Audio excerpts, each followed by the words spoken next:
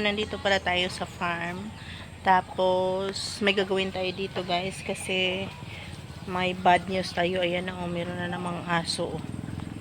Itong aso na to, talaga sila yung kumakain ng, tingnan nyo.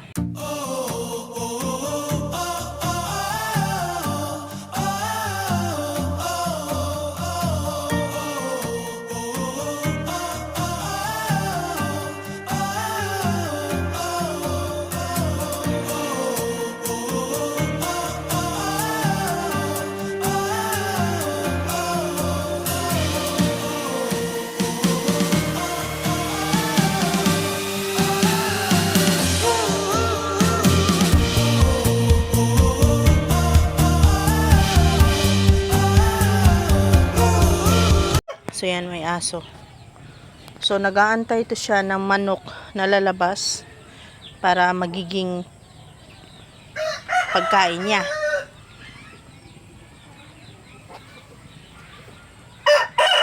So yun, sa pagpa-farm guys, natutunan ko na hindi talaga sila pwede mong pabayaan.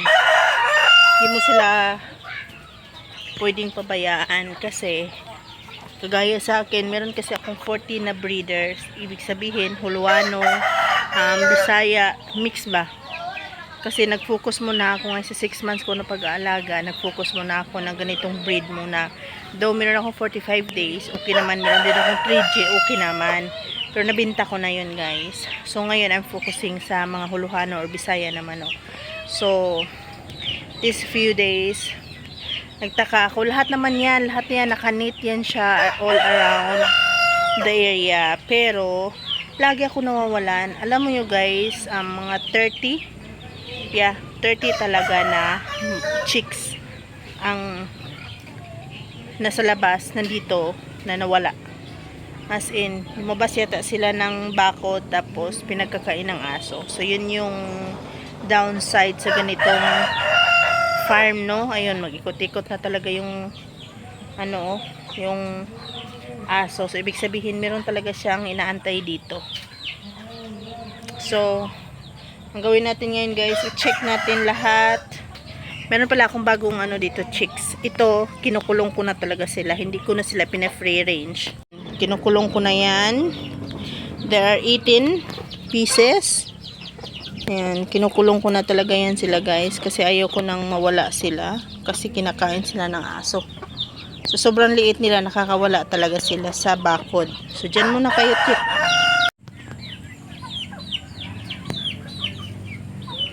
So balik tayo sa kwento, no. So meron akong 14 na breeders na manok. Napagtsansa ko na kung dami pa lang sila, nagmi-mix sila ng, halimbawa nangingitlog sila, nagmix sila ng itlog.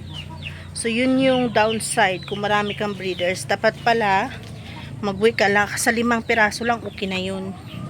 Kasi pag marami pala siyang breeders, talagang ano, mag-mix-mix na sila, mikos-mikos na ba, hindi siya maganda.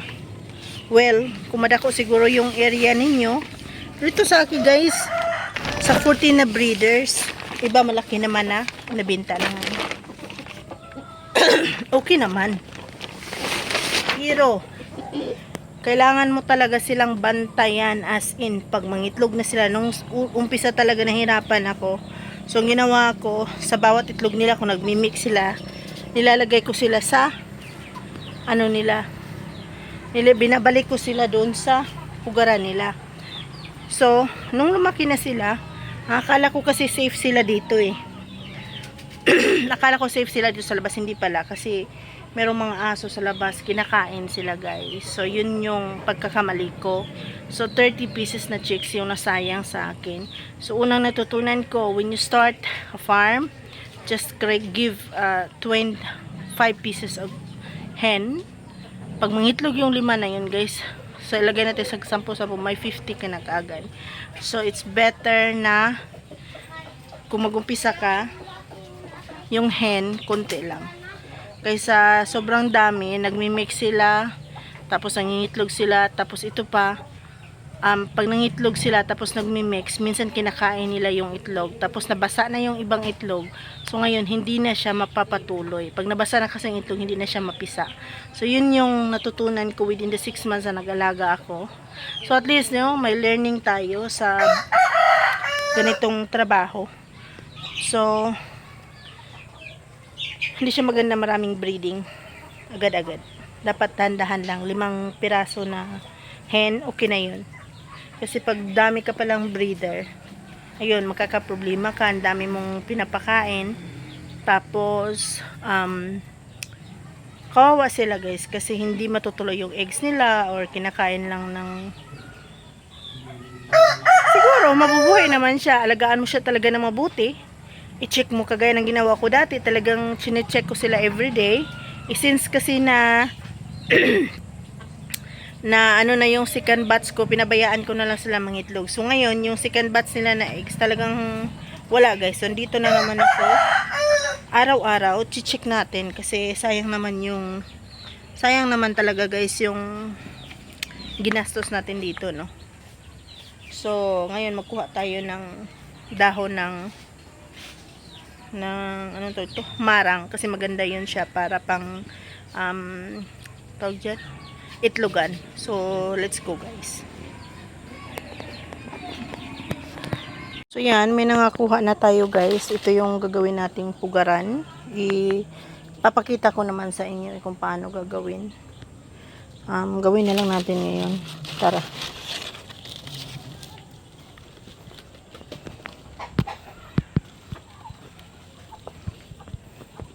Meron na naman akong bagong batch dito na eggs. Ayan. Ayan, tingnan nyo. Ayan din doon, isa. So, ito, kakapangitlog lang yan. Ayan. Kagaya nito guys, oh. Para ganahan sila. Gustong-gusto kasi nila to eh. Ayan.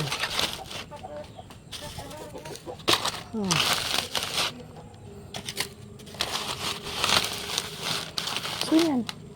Itlog na sila dyan. Yan, lagyan ko na yan, tapos lagyan ko na ng egg para dito din kaya, dito din. Ito lagi tong iniitlogan, kaso lang gusto nila to dito, kaso lang sila nito eh, halo-halo.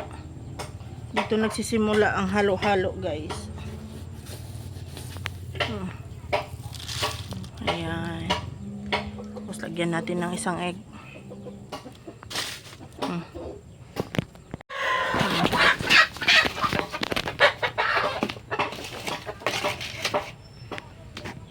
Ayan. So, okay na yan guys. So, yun guys. Medyo fruitful yung day natin. Na ko yung kulungan nila. Nasarado. Nakapagawa din ako ng yung pugaran. Ano ba yun sa Tagalog?